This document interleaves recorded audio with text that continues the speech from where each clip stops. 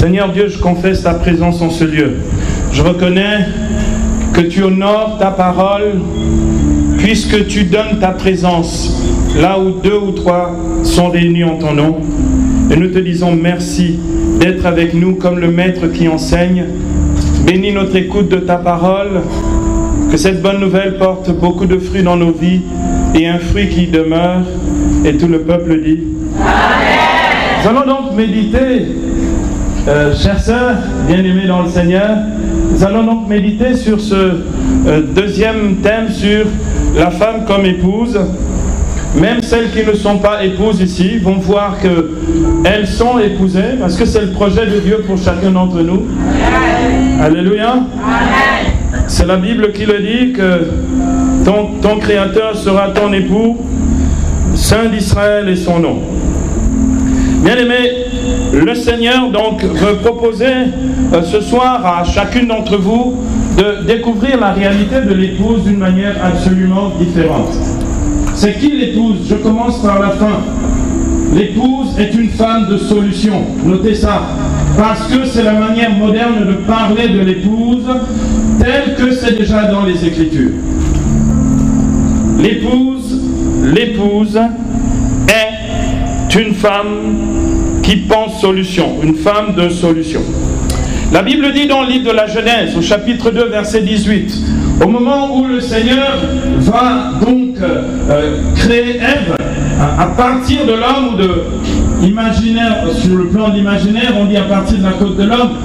Il y en a qui disent que c'était du côté gauche parce que c'est le côté du cœur. Vous pouvez imaginer tout ce que vous voulez. En tous les cas,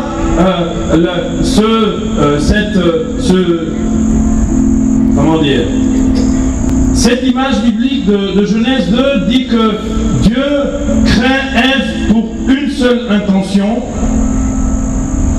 pour qu'elle soit une aide qui soit assortie à l'homme. 2 choses. Une aide qui lui corresponde. Dieu crée la femme pour être une aide assortie. C'est-à-dire, Dieu crée la femme pour être un complément qui s'adapte à l'homme, qui soit, qui soit en accord avec l'homme. Le but de la création de Ève, que Dieu emmène devant Adam, c'est d'en faire une aide qui lui soit assortie. Alors vous avez des couples où c'est vraiment pas du tout assorti, mais ça marche quand même. Parce que ce n'est pas de l'arrangement, ce n'est pas du compromis. J'aime pas ce mot et il va falloir le sortir de votre vocabulaire de chrétien. Parce que quand on fait des compromis, c'est qu'on s'est déjà éloigné de l'amour. Est-ce qu'une chrétienne entend ce que je dis ici? Parce qu'un compromis, c'est toujours prendre les choses au plus petit, au plus bas dénominateur commun. En fait, c'est éviter d'avoir des histoires l'un avec l'autre. Dieu ne veut pas ça. Dieu veut que l'aide que la femme apporte à l'homme et l'aide que l'homme apporte à la femme soit une aide assortie, c'est-à-dire accordée à la volonté de Dieu. La chose sur laquelle vous devez vous accorder, c'est la volonté de Dieu, c'est-à-dire le plus grand dénominateur commun.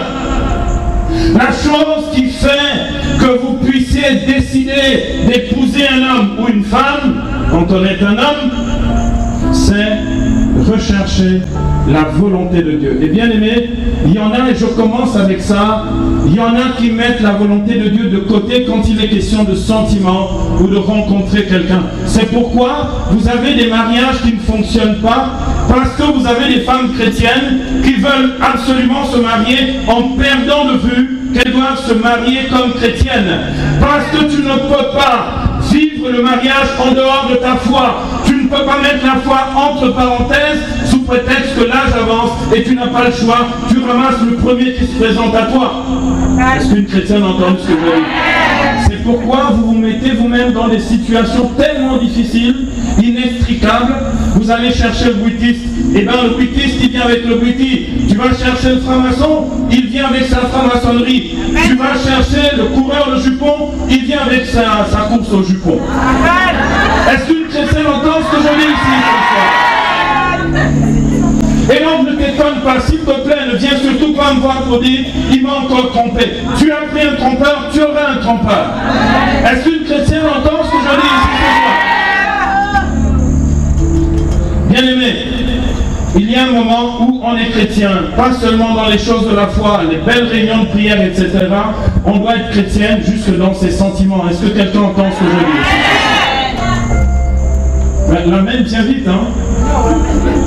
Si je passe mon scanner spirituel, il y aura tellement de situations bizarres que je vais voir ce soir.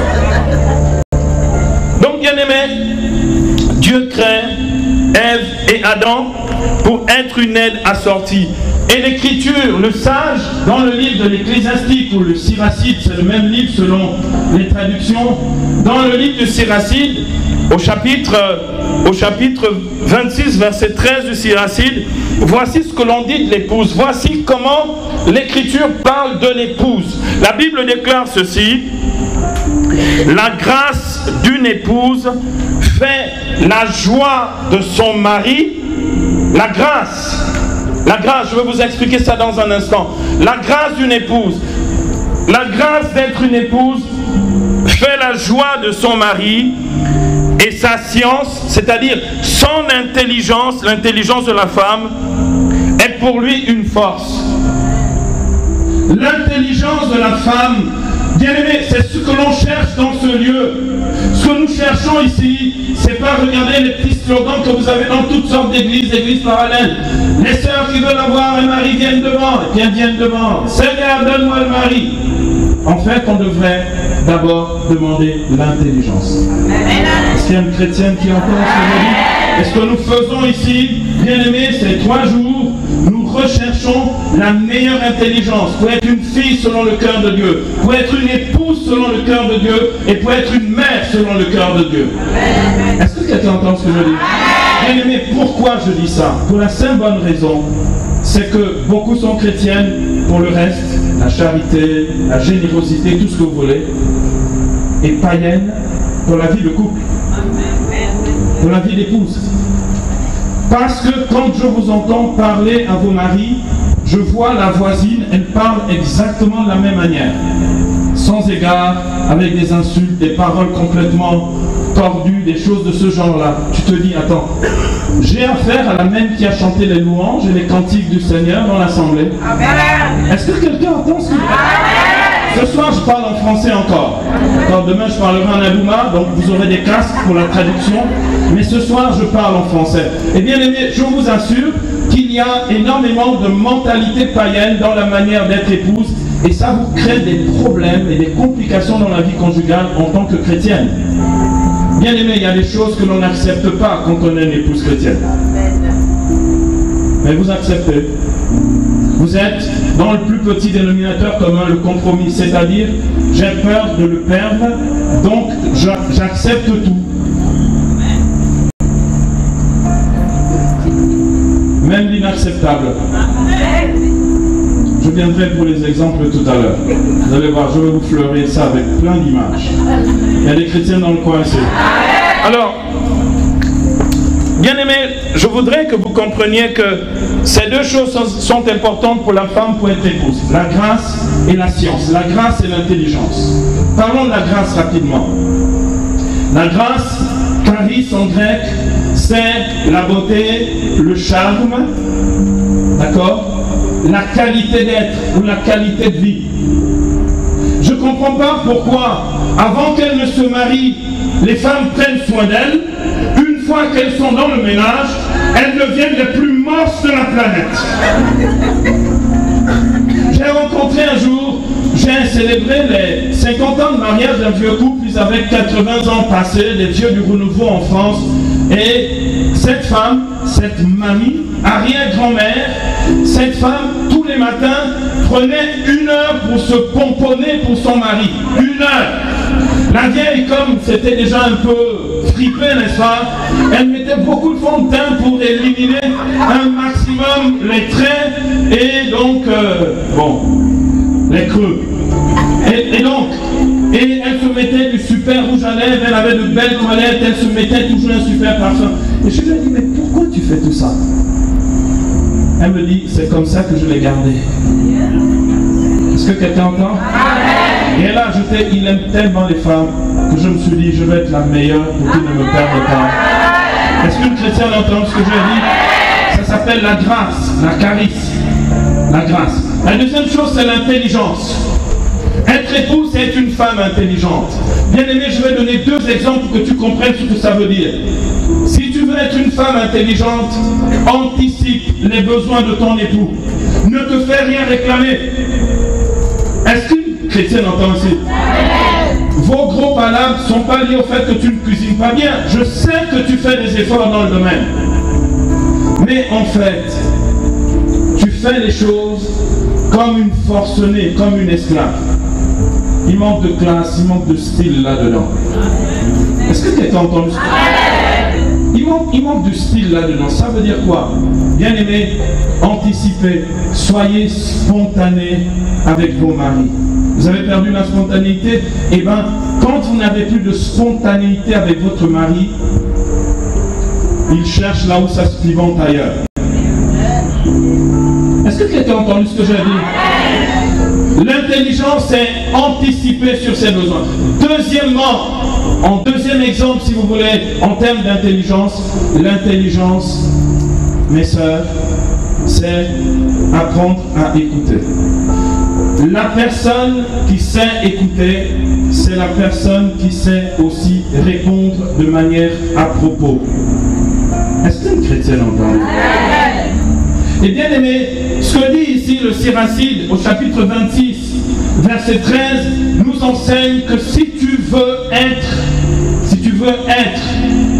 une épouse qui fait la joie de son mari, c'est deux choses indispensables, la grâce et la science, la grâce et l'intelligence. Et ici, nous allons développer un point d'intelligence qui va montrer comment on est épouse selon le cœur de Dieu. Bien aimé, nous allons voir deux points à présent. Pour pouvoir y arriver, deux choses. Les deux points de notre enseignement de ce soir, c'est le diagnostic d'abord. Premièrement, la femme affranchie. Le premier point, ça va être la femme affranchie. C'est le diagnostic. Vous allez voir que tous les problèmes des femmes sont liés au fait qu'elles sont dans trop d'attentes vis-à-vis des hommes, des attentes qui ne sont jamais comblées, des attentes surdimensionnées et démesurées qui font que les femmes sont frustrées en permanence, même des choses qu'elles peuvent se donner à elles-mêmes, parce qu'elles ne sont pas affranchies. Est-ce qu'une chrétienne entend? Est-ce qu'une chrétienne a entendu? Premièrement donc, la femme affranchie. Deuxièmement, la femme qui pense solution. Et c'est ici que nous trouverons la science, c'est-à-dire l'intelligence pour être une femme selon le cœur de Dieu et une femme qui fait la joie de son mari. Amen. Amen encore. Amen. Un autre petit amen. Ok, merci. Bien aimé, il y a 4 problèmes qui font que la femme devient inadéquate, puisqu'elle est créée pour être une aide assortie, c'est-à-dire adéquate à son mari. Il y a 4 choses qui font qu'elle est inadéquate. Je les énumère et je les commente au fur et à mesure.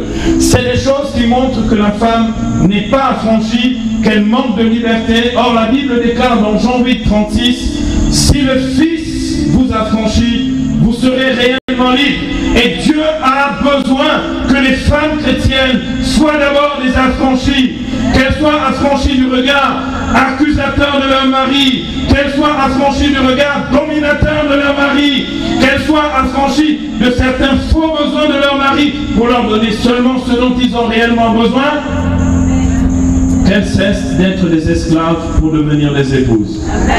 Il y a des chrétiens dans le coin? Tant que tu es une esclave, tu seras toujours inadéquate à ton mari. Il ne sera jamais satisfait de toi. Le jour où tu vas accéder au niveau réel de ta liberté, celle qui est dans le Christ Jésus, ton mari commencera à te respecter. Il y a des chrétiens dans le coin? Il y en a qui ont peur, qui se disent, si je suis trop libre, je risque de le perdre. Si tu n'es pas libre, tu vas le perdre. Quelqu'un entend ce que je veux dire? Parce que, bien aimé, je vais vous apprendre quelque chose dans la deuxième partie. En fait, il n'y a pas que l'homme qui se marie dans un couple. Allô? Ce sont les deux qui sont mariés. Vous savez, au moment de l'échange de consentement, vous dites exactement les mêmes paroles. Ce n'est pas le mariage de l'homme. Et ici, dans la culture populaire qui est la nôtre, on pense que la femme, eh bien, c'est la chose de l'homme. Donc, en fait, elle doit faire tout ce qu'il veut. Non, elle ne peut pas faire tout ce qu'il veut. Si dans ce qu'il veut est contre la volonté du Seigneur et vous réduit en esclavage, vous avez la liberté de dire non à ça, au nom de Jésus. Amen. Donc, voici les 4 choses. C'est notre diagnostic et ensuite, on apportera les remèdes à ça. Premièrement, c'est la dépendance affective. Bien-aimés, si vous n'êtes pas autonome sur le plan affectif, les hommes vont vous malmener, vont vous traiter comme des objets, comme des choses. La dépendance affective, c'est de croire qu'il n'y a que ton mari qui te donne de l'affection. L'affection, tu la reçois de toute bonne relation.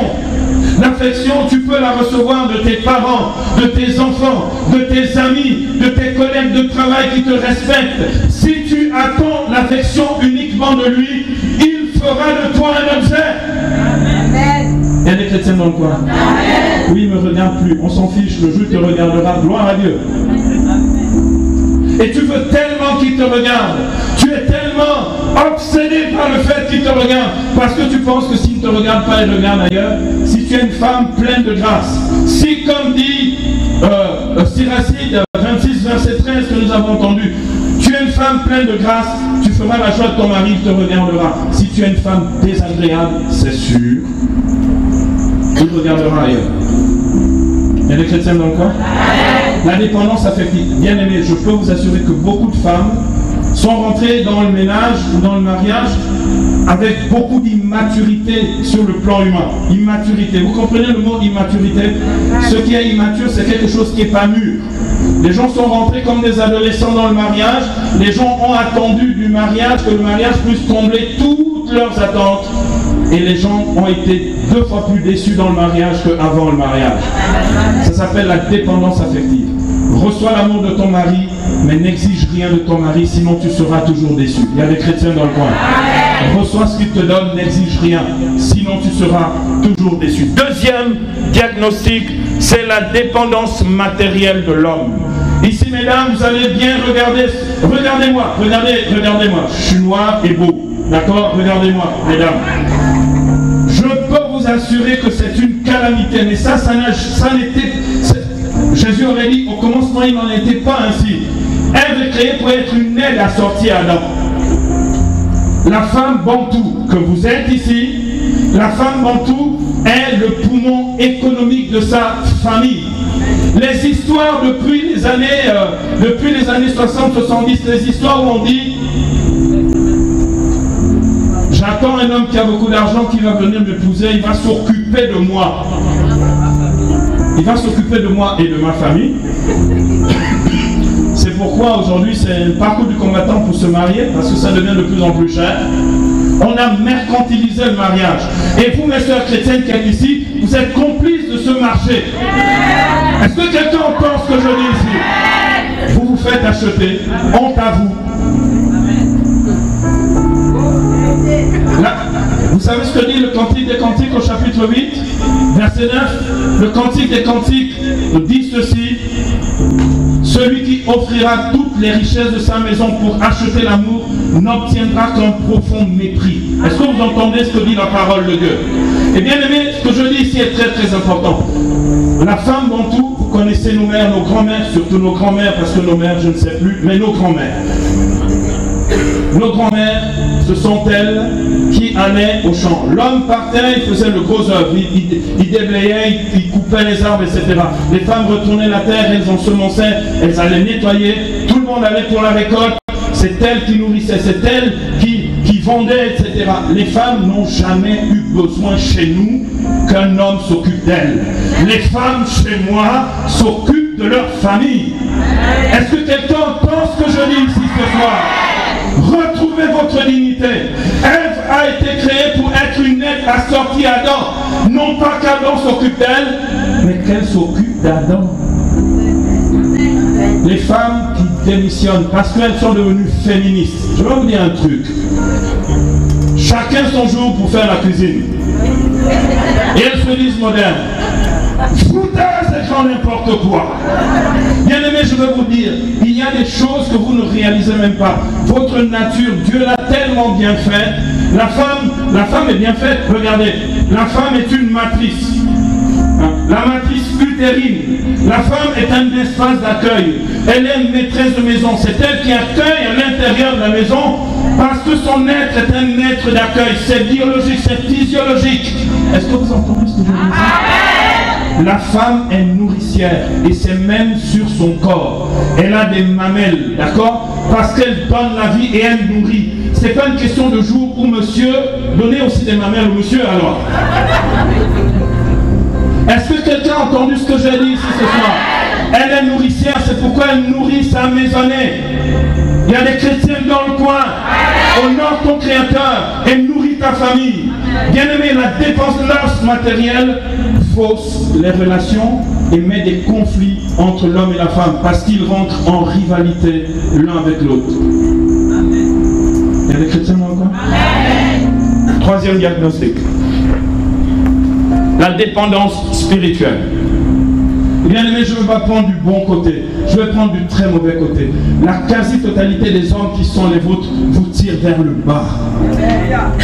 La quasi-totalité. Il y a je connais très peu de femmes chrétiennes épanouies spirituellement avec leur homme. Je ne connais pas. Je ne connais pas. Il y a très peu d'hommes chrétiens qui disent, chérie, là ce soir, assemblée de prière à la maison. Vous voyez ça? Vous voyez ça dans vos rêves? Il y a des chrétiens dans le coin ici. Mais quand il doit te dire, oui, là tu es déjà allé hier, pourquoi tu dois encore aller aujourd'hui? À partir de ce moment-là, tu cherches le mensonge que tu vas sortir juste pour faire en sorte que tu viennes. Dis-lui la vérité. Alléluia. La Bible déclare dans Jean 8,32 que la vérité affranchit, elle rend libre. Les problèmes ici, ces problèmes de dépendance, ce sont des femmes qui ne sont pas affranchies.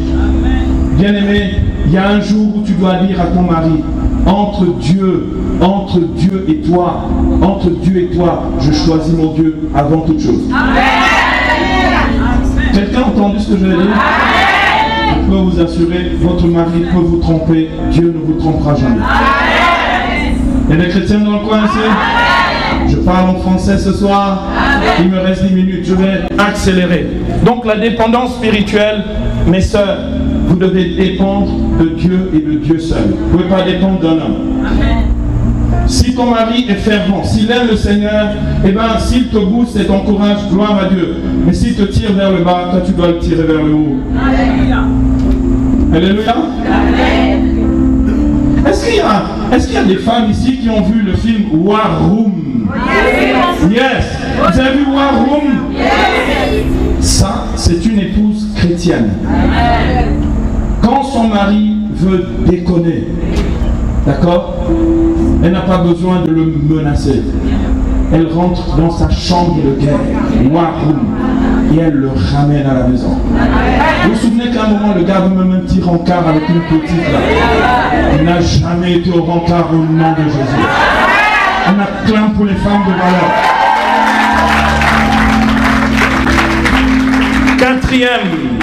Quatrième diagnostic, mes soeurs, c'est la dépendance servile. C'est quoi la dépendance servile?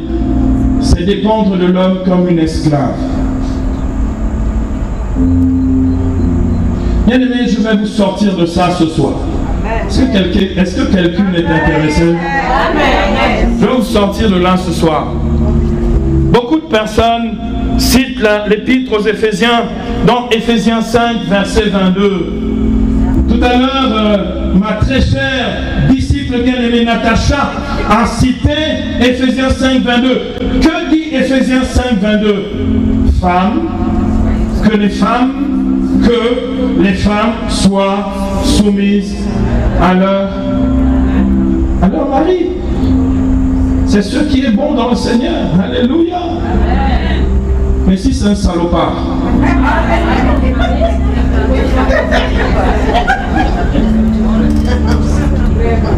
s'il détruit ta vie spirituelle, s'il te conduit à l'idolâtrie, tu suis aussi. Est-ce qu'une chrétienne entend ce que je dis ici ce soir? La dépendance servile, c'est de faire en sorte que tout ce qu'il te demande, tu le fais servilement comme une esclave. Femme chrétienne, intelligence, la science, dont il est question dans Siracide, chapitre 26, verset 13. La dépendance servile de certaines femmes consiste à dire c'est mon mari. Bien aimé, la Bible dit femmes, soyez soumises à vos maris. Et la Bible ajoute au verset 25, Marie, aimez vos femmes comme le Christ a aimé l'Église et s'est livré pour elle. Bien aimé, écoutez bien. Lorsque les femmes chrétiennes, et il y a du n'importe quoi dans nos assemblées, lorsque les femmes chrétiennes entendent femmes, soyez soumises à vos maris, la Bible n'a jamais dit femmes, devenez esclaves de vos maris. La Bible n'a jamais dit femmes, soyez dominées ou vivez sous la domination de vos maris. Vous savez ce que ça veut dire soumettre? Vous savez ce que ça veut dire se soumettre? Vous allez apprendre ça ce soir. C'est un ami à moi, un pasteur protestant qui me l'a enseigné un jour. Se soumettre, c'est se mettre sous la protection de son homme. Soumettre, mettre sous la protection de son homme. Parce qu'il est dit, comme le Christ a aimé l'Église, lorsque je me soumets au Christ, il ne me domine pas. La Bible ne dit nulle part, femmes, soyez dominées par vos maris. La Bible dit, femmes, mettez-vous sous la protection de vos hommes. Maintenant, ma question ce soir, c'est, est-ce qu'il te protège? Est-ce que quelqu'un a entendu ce que j'ai dit ici? J'ai posé une question en français. Est-ce qu'il te protège? Il y a des femmes qui sont plus en danger, exposées avec un homme, que lorsqu'elles sont seules. Il y a des chrétiennes dans le coin ici. Intelligence. Bien aimé, maintenant je vais sortir vraiment l'artillerie lourde. Mais sœurs, je vais vous dire une chose avant de passer à mon deuxième point. Il y a des hommes qui ne vous méritent pas. Alors laissez-les, abandonnez-les. Ah, là, il n'y a plus d'alléluia. Vous avez vu comment vous êtes? Vous avez quand même de gros problèmes. Quoi. Vous me faites perdre mon temps ici ce soir.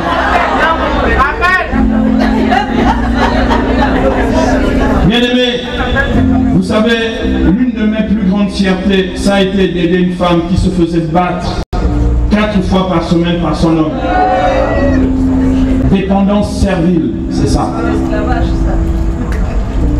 Et tout le monde est au courant. Vous avez même des femmes qui réclament ça, elles sont vraiment terribles. Hein. Elles sont perverses, ces femmes-là. Tu as des femmes, comme son mari ne la regarde pas, elles préfèrent qu'il les batte, au moins il la touche de cette manière-là. Tu as des problèmes quand même. Deuxième point, mes sœurs. Le deuxième point important ici, c'est la femme qui pense solution. Bien aimé, Ève est créée comme épouse d'Adam pour qu'elle lui soit comme une aide assortie, qu'elle lui corresponde, d'accord? Qu'ils s'accordent, qu'ils soient bien ensemble. Et bien aimé, je peux vous assurer une chose, lorsqu'un couple est accordé, c'est que les deux personnes sont libres et autonomes. Si tu n'es pas libre, si tu n'es pas autonome, tu n'es pas mature pour te marier. Si tu dépends de quelque manière d'un homme, tu souffriras dans le couple. Tu te marieras pour qu'il s'occupe de toi, pour qu'il veille sur toi, pour qu'il fasse tout pour toi, etc., etc. Il va t'infantiliser, il va te réduire en esclavage, il va te dominer. Tu pleureras matin, midi et surtout le soir. Et tu fréquenteras les églises pour aller pleurer. Tu feras beaucoup de neuvaines. Et il te malmènera encore. Et tu diras, le ciel m'a abandonné. En fait, tu allais toi-même te jeter là où tu ne devais pas aller. Bien aimé, je vais aller vite.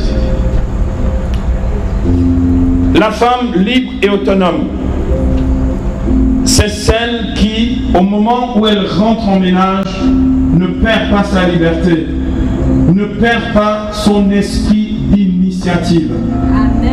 La femme libre et autonome, c'est celle qui ne perd ni sa liberté, ni son esprit d'initiative dans un couple. Les femmes qui courent après les hommes comme des petits toutous, vous savez, des petits chiots là, d'accord?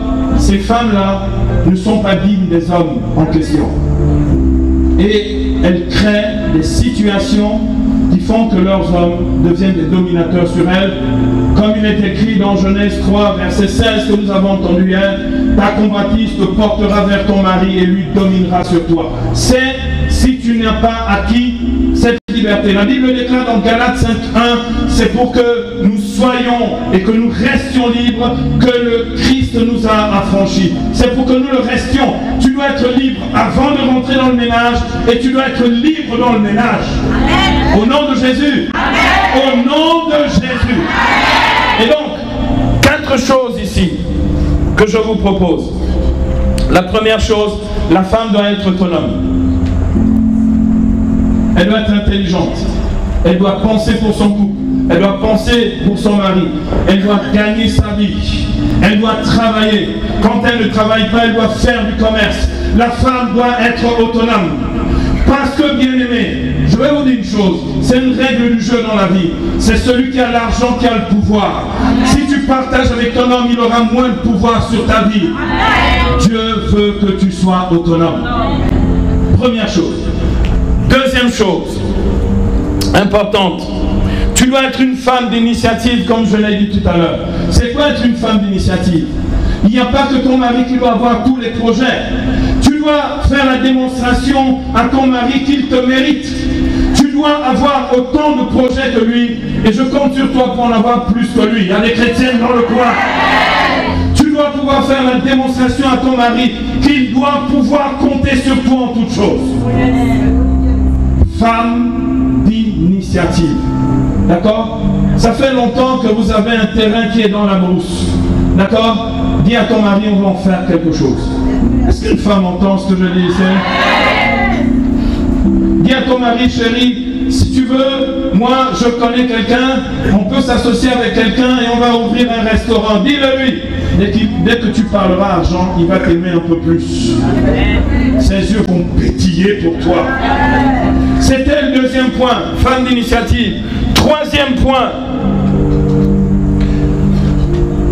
la femme, selon l'ordre divin, doit être la femme qui seconde son mari.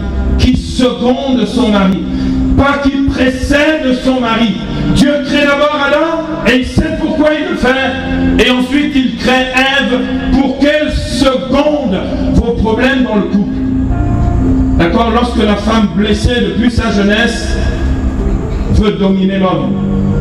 Lorsque la femme veut rentrer en concurrence ou en rivalité avec son homme, la femme est toujours perdante. Est-ce que quelqu'un pense que je le dis? Je vous assure, par rapport à l'homme, tu seras toujours perdante. Donc, seconde ton mari. Mesdames, je peux vous donner un petit tuyau ce soir, j'ai presque terminé. Je peux vous donner un petit tuyau ce soir? Un petit tuyau, mesdames. Ça va vous coûter cher. Après, je fais une quête spéciale pour le tuyau. Non, je rigole. Oh, dès qu'on parle d'argent, c'est un problème. Ok, mesdames, apprenez à parler à votre mari de manière interrogative. Je vous explique. Quand tu veux parler à ton mari, oui, mais je ne comprends pas. Ça fait déjà un mois que je ne comprends pas. Tu as dit que tu changeais la machine à laver. Ça fait un mois qu'on est sur cette affaire. La machine ne viendra jamais. Regarde maintenant le style. Femme de sagesse et de science. Chérie, mais tu n'avais pas dit que tu verrais pour la fin du mois pour qu'on achète une nouvelle machine. Chérie, tu n'avais pas dit. En fait, il faut qu'il sente que ça vient de lui. Est-ce que quelqu'un entend ce que je dis ici? Vous ne savez pas les avoir. C'est quand même bizarre. Vous êtes installés depuis des siècles et des siècles dans des mariages qui ne portent aucun fruit. Mesdames, apprenez à parler de manière interrogative. Mais chérie, tu n'as pas l'impression que là, il vaudrait peut-être mieux que la priorité, ce mois-ci, c'est qu'on mette ça sur ça plutôt que « Ah oui chérie, tu as raison, tu as raison. » Tout d'un coup, il te donne raison. « Chérie, tu as raison, j'y avais pas pensé. » Poser des problèmes de manière interrogative. Est-ce que quelqu'un entend? Nettoie ta bouche et change ta manière de parler. Il y a des chrétiens dans le coin? Ça s'appelle la chasteté du langage. Commence à parler de cette manière-là. Quatrième et dernier point, et j'en ai terminé. Être une femme de solution. Bien aimé, je ne vais pas aller loin avec ça, mais je vous dis simplement la chose suivante. Si tu veux être une femme de solution, commence à parler solution. Note ça. Je parlerai solution. Commence à parler solution. Parler solution, mes sœurs, je veux vous dire une chose.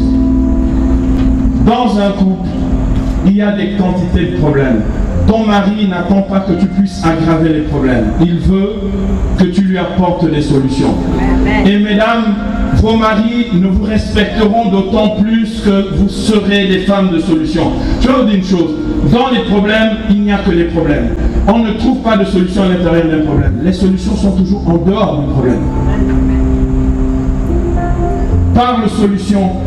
Et ensuite, une chose qui va devenir pour toi une vraie spiritualité. Pense solution. Anticipe. Anticipe. Anticipe. Anticipe. Pense solution. Pense solution. Pense solution sur le plan de la budgétisation, même s'il est très irrégulier et qu'il gère mal. Toi, gère bien. Pense solution. Pense solution pour toi. Là maintenant, au moment où je te parle, pense déjà à la rentrée scolaire de l'année prochaine. Pense solution. Ne te dis pas, ça ce sont les femmes dépendantes matériellement, ne te dis pas, il faut qu'il apporte aussi sa part. Pense solution. Est-ce qu'une chrétienne entend? Et arrêtez de vous plaindre en disant oui, mais il n'y a que moi qui fais tout, lui ne fait rien. Eh bien, gloire à Dieu que tu fasses tout. Parce que s'il y a quelqu'un qui est élevé dans ce couple, c'est bien toi. Et c'est toi qui tires le couple vers le haut. Pour ça, j'aimerais qu'on t'applaudisse ce soir. Oh, je trouve que c'est pas assez fort. Alléluia. Parle solution, pense solution, et avec ton époux, jamais sans lui, construis des solutions. Jamais sans lui. Une fois que ton époux se sent exclu, il va avoir l'impression que tu veux prendre le contrôle sur le ménage et il va te cogner dur. Pense, parle solution, pense solution, et avec ton époux, construis des solutions. Merci de m'avoir supporté. Que Dieu vous bénisse.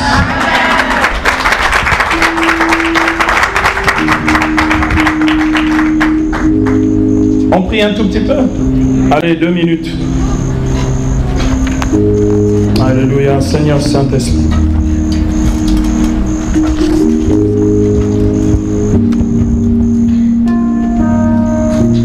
Alléluia. Bien-aimés, ouvrez vos mains. Alléluia. Seigneur, je prie pour que ton Saint-Esprit ce soir libère dans le cœur, dans l'intelligence de ces femmes. Je veux, mon Dieu, que le Saint-Esprit libère maintenant la grâce et l'intelligence. Je te prie, Seigneur Dieu, pour que la puissance de ton nom, ce nom qui a été invoqué sur nous, ce nom par lequel nous sommes bénis, sauvés, rachetés, vienne racheter toutes les femmes qui sont déjà mariées au milieu de nous, mais qui vivent dans la détresse, dans la désolation, dans la tristesse, dans les regrets. Ô Père, au nom de Jésus, purifie les cœurs, purifie les vies, purifie les mentalités, purifie le langage, purifie les intentions. Seigneur Dieu, je prie pour toutes les jeunes femmes qui sont ici, qui aspirent au mariage et qui veulent se marier selon Dieu et faire toutes choses selon ta volonté.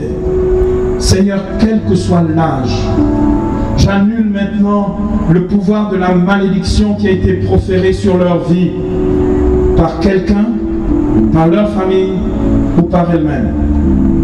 Femmes, au nom de Jésus, soyez libérées maintenant. Soyez libérés au nom de Jésus. Soyez libérés au nom de Jésus. Soyez libérés au nom de Jésus. Soyez libérés au nom de Jésus. Soyez libérés au nom de Jésus. Soyez libérés au nom de Jésus. Seigneur, que tout ce qui est blocage sur le plan psychologique, sur le plan de l'histoire personnelle, que tout ce qui est blocage sur le plan de l'âge, que tout ce qui est blocage sur le plan de la mentalité, du comportement, de la manière de raisonner, que tous ces blocages tombent maintenant par la croix de notre Seigneur Jésus-Christ. Bien-aimés, vous allez vous signer au nom du Père et du Fils et du Saint-Esprit. Amen. Seigneur Dieu, je prie maintenant pour que la marque de la croix rachète maintenant cette féminité et la prédispose et la dispose au mieux à devenir une féminité qui se laisse épouser. Père, au nom de Jésus, au nom de Jésus. Père, au nom de Jésus.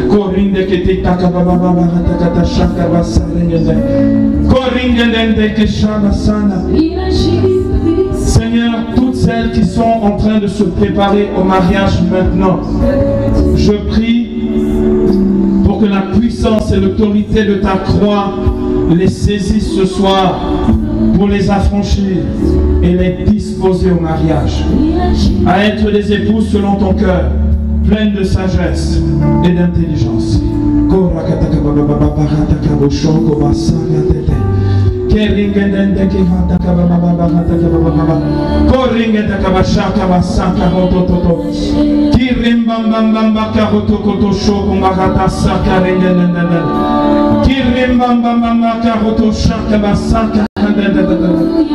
Seigneur, toutes les femmes qui sont découragées ici, qui pensent qu'elles n'ont plus de place dans le mariage, toutes celles qui pensent qu'elles sont déjà trop vieilles, toutes celles qui pensent que personne ne les regarde plus, Seigneur, je te prie maintenant qu'elles se sentent regardées et aimées par toi ce soir, et que quelque chose se libère dans leur cœur au nom de Jésus. Au nom de Jésus. Au nom de Jésus. Au nom de Jésus.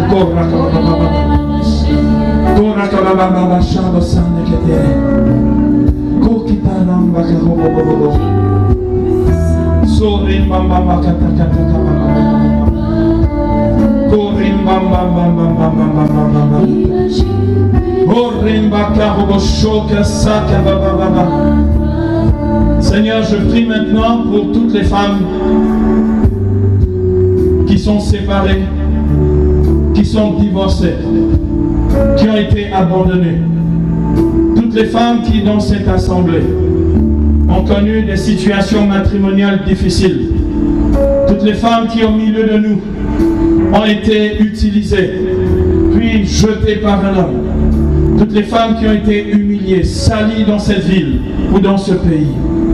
Père, au nom de Jésus, j'appelle la restauration maintenant sur elle. Recevez sur votre corps le signe de la croix et faites-le au nom du Père et du Fils et du Saint-Esprit. Amen. Seigneur, saisis-les. Vierge Marie, toi qui es une femme de solution, toi qui à Cana a emmené la solution pour changer l'eau en vin, je te prie maintenant d'être la mère et l'éducatrice de ces femmes pour qu'elles soient des épouses selon le cœur de Dieu. Je prie, Seigneur Dieu, et je te rends grâce pour tous les mariages qui sortiront de cette conférence des femmes de cette année. Je te dis merci, Seigneur, pour toutes les rencontres. Et mon Dieu, je veux particulièrement prier maintenant sur le mois de décembre. Bien-aimés, nous allons prier sur le mois de décembre qui vient d'une façon absolument nouvelle. Je vais prier sur les 15 premiers jours du mois de décembre. Vous savez pourquoi? Ah, ça va être 15 jours de rencontre au nom de Jésus. Est-ce que quelqu'un est intéressé par les 15 premiers jours de décembre? Lève une main et prie avec moi maintenant. Toutes celles qui prient en langue dans le Saint-Esprit, nous allons prier.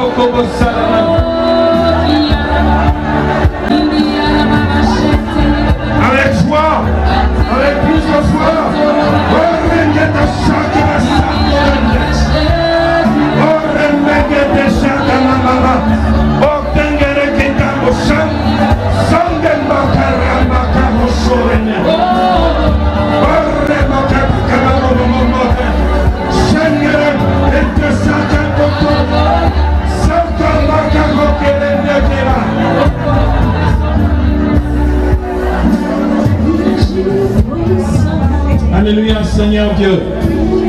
J'appelle maintenant sur ces femmes qui dans les 3 semaines, 4 semaines qui viennent vont rencontrer l'homme de leur vie. J'appelle sur elles sagesse, intelligence, science, discernement. J'appelle aussi un cœur aimant. Seigneur, touche le cœur des femmes ici, des cœurs aimants au nom de Jésus-Christ de Nazareth.